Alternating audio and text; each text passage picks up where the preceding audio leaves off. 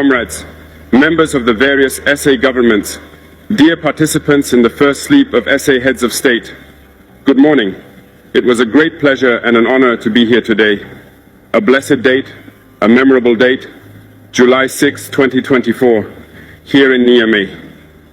First of all, let us give thanks to God who made this day possible. We thank Him for everything He has done for us until today, and everything He will do for the people of the AES. Please allow me also to pay tribute to the Nigerian people, these people who have suffered so much since the advent of the CNSP, and who continue to remain standing. Thank you to the Nigerians who gave us a warm welcome yesterday when we set foot on the soil of our homeland here. You are more than friends, you are more than neighbors, you are our brothers, you are our sisters. Because fraternity goes beyond friendship or neighborhood. We have the same blood flowing through our veins. In our veins runs the blood of these valiant warriors who fought and who reserved these lands that we call Mali, Burkina, and Niger. In our veins runs the blood of these valiant warriors who helped the whole world get rid of Nazism and many other scourges. In our veins runs the blood of these valiant warriors who were deported from Africa to Europe, America, Asia, or whatever, and who helped build these states during slavery. In our veins flows the blood of worthy men, of robust men, of capable men. And for this, let us be proud and thank you for being a national of the AES. Africa, this continent which has suffered so much and which continues to suffer because of the imperialists. These imperialists have only one cliché in mind: Africa is the empire of slaves. This is how they see Africa. For them, Africans belong to them. Our land belongs to them. Our basements belong to them. They have never been able to change software until today. It's deplorable. But how does he do it? It is unfortunately since the 1960s that these 6,000 acres of independence were given to Africa. They just placed local valleys at the head, according to them, of their sub-prefecture to be able to continue to supply them. These local valleys that we are going to describe today as living room slaves have no other guide than to seek to live like the master, to satisfy the master, and to do everything that the master dictates. They steal, they plunder our states, take everything to the master, and their wealth is kept with the master. They do everything to live like their master and always satisfy him. When the master commands, they execute.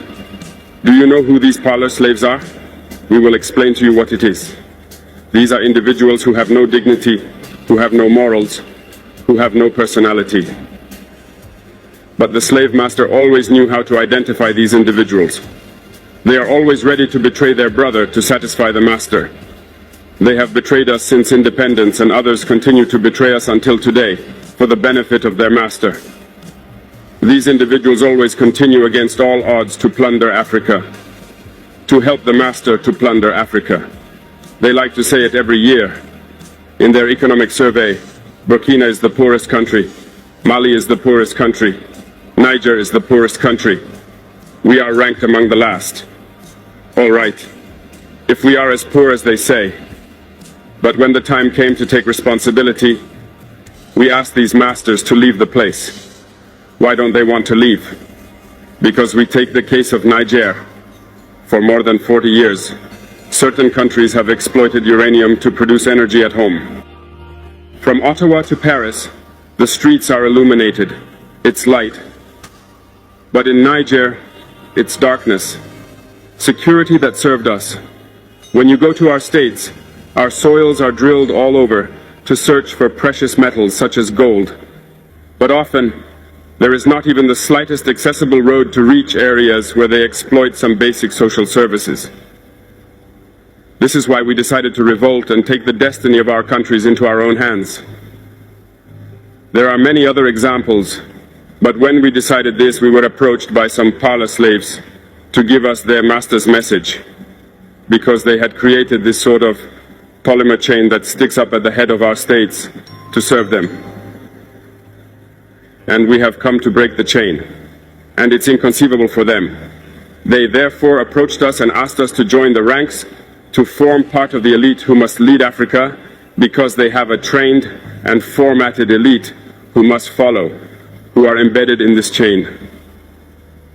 We refused to join their ranks, and from then on, hostilities began.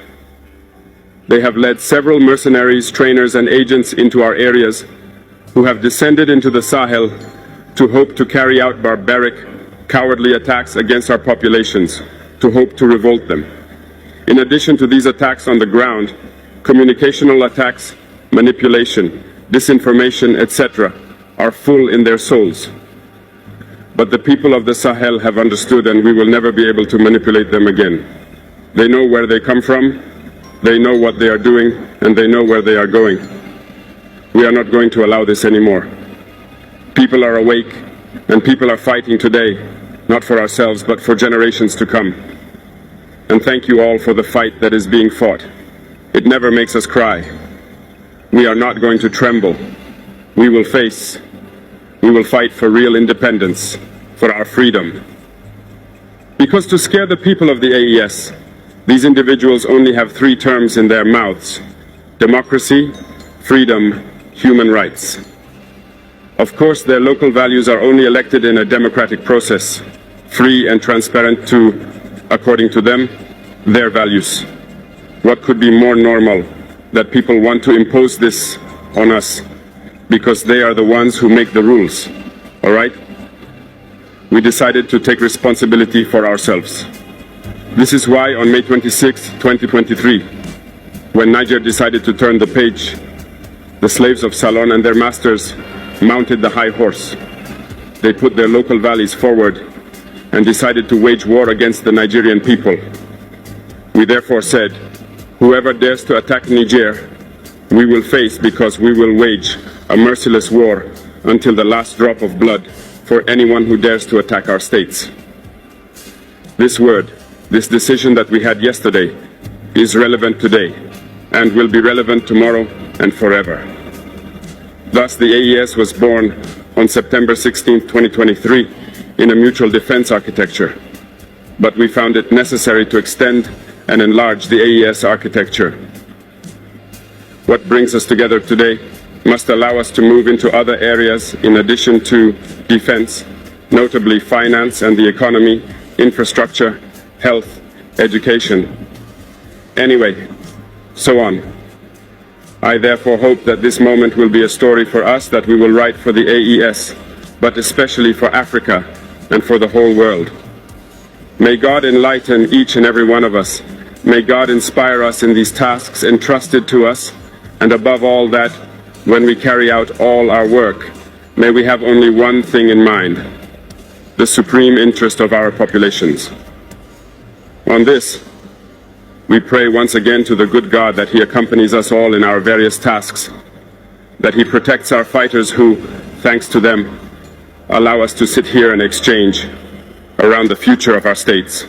So be grateful once again, Nigerian people. Be united and united. People of the AES, thanks.